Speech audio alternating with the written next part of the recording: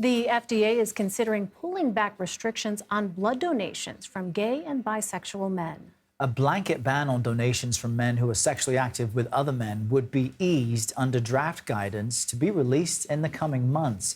You see, FDA officials barred gay and bisexual men from donating blood back during the 1980s when there was that global HIV outbreak. In 2015, they were allowed to begin donating blood after abstaining from sex for 1 year.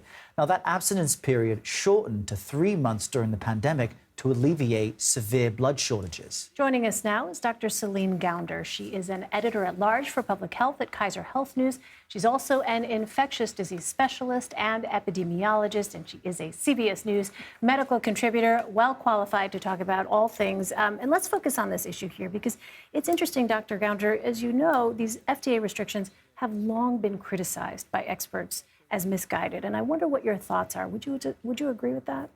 It's about time that these changes be made in terms of blood donation guidelines. It made sense in the early 80s, in particular before we had widespread testing, before testing was as sensitive as it is now.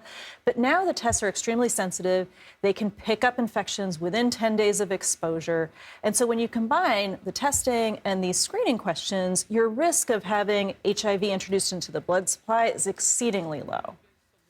Why are these changes expected to happen now, decades after the original ban was instituted? Because one of the social outcomes of that ban was just the social stigma around gay men in general. And you had people like Princess Diana and other kind of like leaders being praised for embracing people who had HIV and AIDS. But some of that stigma has continued to this day. So why now? A few things have paved the way. One, our tests for HIV are much better today than they were back in the early 80s.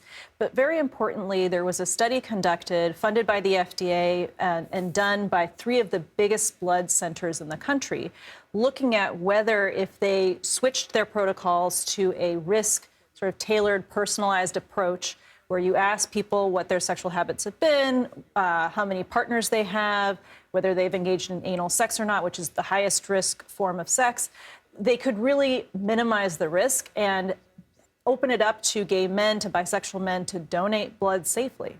So the Wall Street Journal reported that the ban is likely to end for monogamous gay men and bisexual men only. So why might it not end for all men who are sexually active with other men? Well, men who are monogamous are much less likely, if they have the same partner over time, to be infected with HIV. Very often in monogamous relationships, when one partner does have HIV, the other one will often take PrEP medication to prevent transmission within the couple. It's a little bit like a pill like birth control that prevents, in this case, transmission of HIV. And then also, depending on the type of sex you're having, if this is a couple or somebody who's only engaged in oral sex is very low risk for HIV, so really shouldn't be a reason not to be able to donate. And there's always such a need for blood to be donated of all types, especially if you have the type of blood that can be transfused or given to anybody. So it's important to open up these channels in general. Yeah, the universal donor, type O blood.